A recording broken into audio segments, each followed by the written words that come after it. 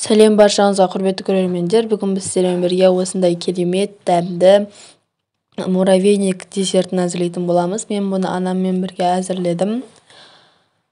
Ал бастайық. Алдымен 2 жұмыртқамызды жарып аламыз. Содан соң оның үстінен сары майды қосамыз.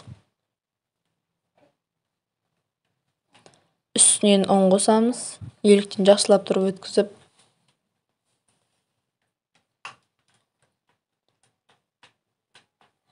Содан соң тамаққа қосуға арналған пищевая сода қосамыз. Жақсылап тұрып араластырып, жұмсақ қамыр илейміз. Осылай дөңгелектейміз.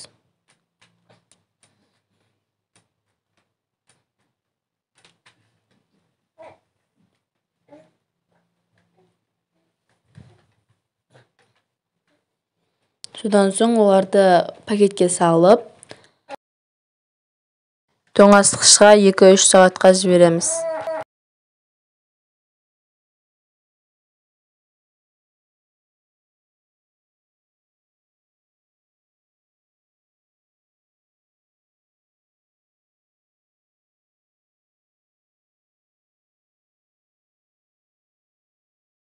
Тоңазытқышта 2-3 сағат қатып болғаннан кейін осы қамырымызды үккіштен өткіземіз.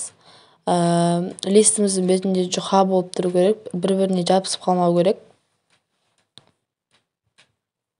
Видеодағыдай қылып істейміз.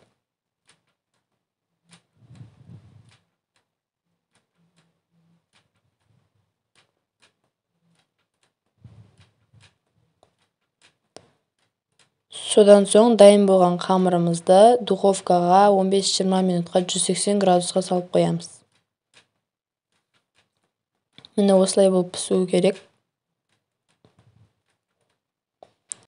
Содан соң жаңағы біздің дайын болған печеньемізді бөліктерге бөліп ұнтақтаймыз. Әбден видеодағыдай қылып ұнтақтап болған соң үстінен сгущенка қосамыз. Араластырамыз.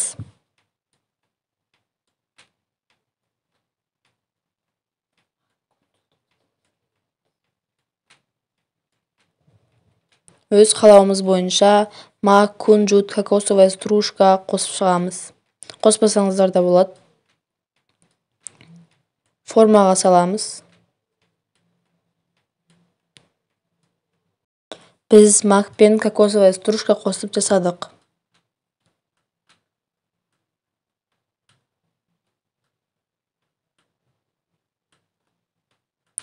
Содан соң осылай формаға салып, әбден листі толтырғаннан кейін өз қалауымыз бойынша сәндейміз. Шоколадты ерітіп, осылай бетін сәндеп шықсаңыздар болады.